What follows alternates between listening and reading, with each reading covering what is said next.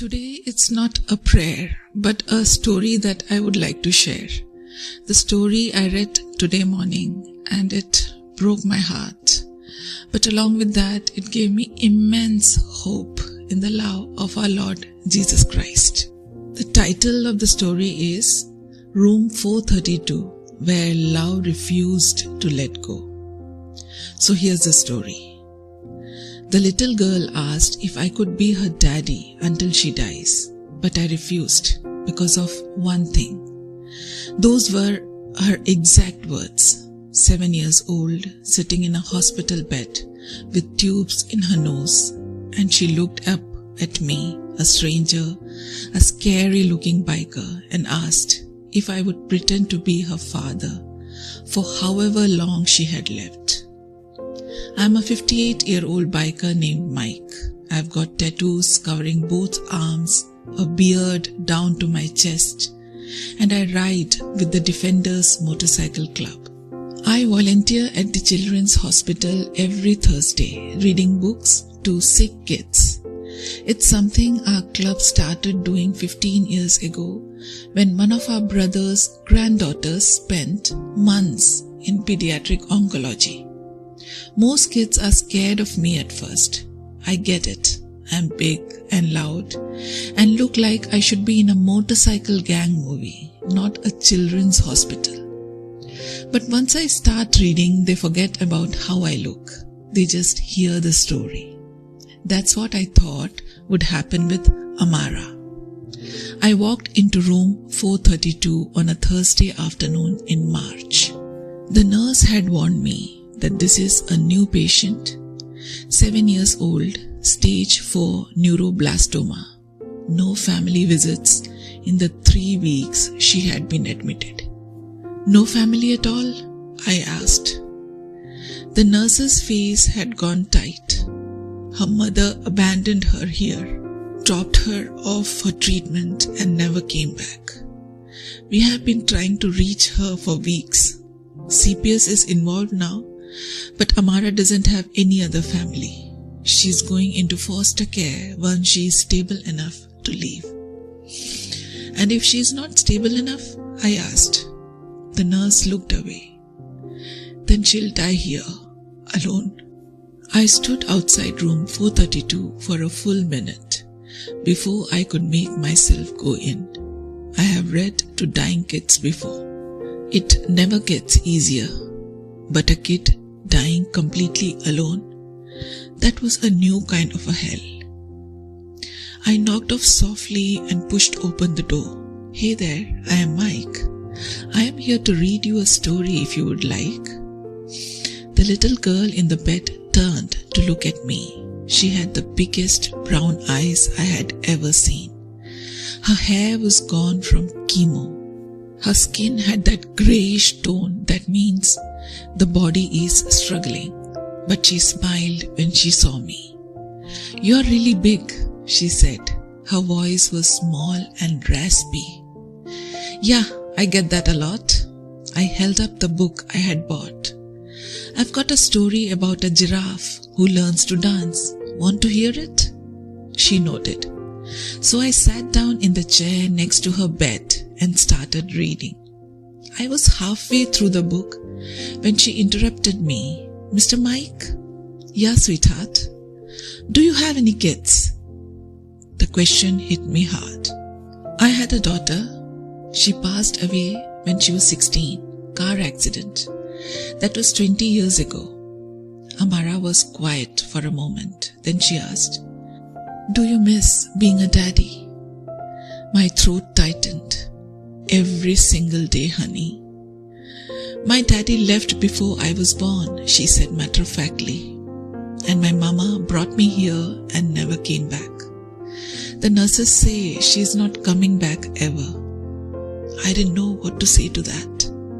What do you say to a 7-year-old who has been abandoned while dying? Amara kept talking. The social worker lady said I'm going to go live with a foster family when I get better. But I heard the doctors talking. They don't think I'm getting better. Sweetheart, it's okay, she said. Her voice was so calm, too calm for a 7-year-old. I know I'm dying. Everyone thinks I don't understand, but I do. I heard them say the cancer is everywhere now. They said maybe 6 months, maybe less. I set the book down. Amara, I'm so sorry. She looked at me with those huge eyes. Mr. Mike, can I ask you something? Anything, honey. She looked at me with those huge eyes. Mr. Mike, can I ask you something? She said again. Will you be my daddy until I die? The room went silent. Even the monitors seemed to hush. I felt every one of my 58 years settle on my shoulders like lead. I opened my mouth, but nothing came out at first. All I could see was my own daughter's face at 16, laughing in the rearview mirror. The last time I ever saw her alive, all I could feel was the hole that I had lived in my chest ever since. Amara didn't blink. She just waited, small and brave and impossibly calm. I wanted to say yes. God, help me. I wanted to say yes so badly. My bones ached.